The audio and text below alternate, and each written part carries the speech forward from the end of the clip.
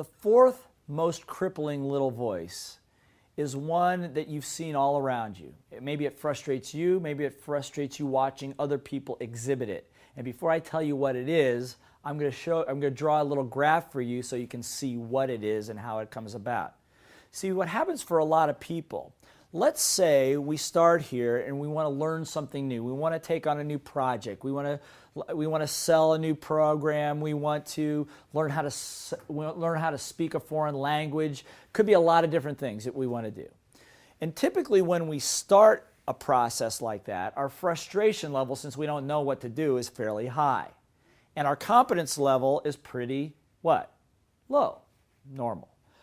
But over time, if you follow a given process, and we'll talk a little bit about this later, if you follow a given process, ultimately the frustration should go down and your competency level should come up, right? Until you get to this point I call the aha moment.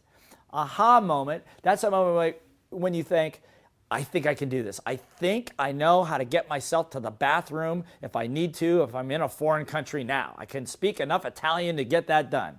You know what I'm saying? Or I think that I've not gotten a sales call completed yet, but I'm really close and I really feel like I can do it. You know that piece I'm talking about? By the way, this graph is courtesy of dear friend Jim Harris in one of his books, and he talks about this in great length.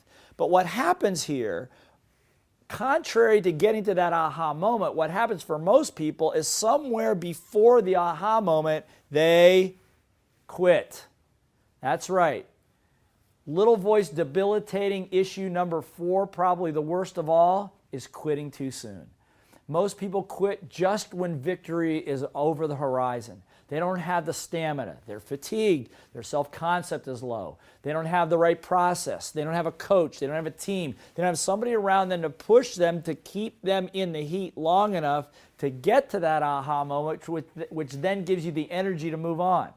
That's why in the programs that we do, put you into exercises so we compress the time. Like I told you earlier, is that if you're in a sales program with me, get you to sell $10, $15, $20, $30,000 in 10 minutes. Now it may take you 3 months to do that normally, but by compressing the time and the right context, the right environment, the right coaching, is what happens is we can slide that whole curve back till you get the aha moment before you can quit. Don't quit before you should. Don't ever do that. Don't ever give up on your dreams. If they're worth doing and they're worth making mistakes, to do. And again, if you're working with somebody else on your team, encourage them to stay in the heat a little longer. One of the favorite songs that my son, when he was very little, loved, and when the Disney movie Hercules came out, was a song that's his theme song, my theme song too. It's called Going the Distance. And most people don't go the distance. They're not willing to do what it takes. Don't quit just because it gets difficult. Stay in the heat. At the minimum, what will happen is you're going to learn something that will get you to your dreams.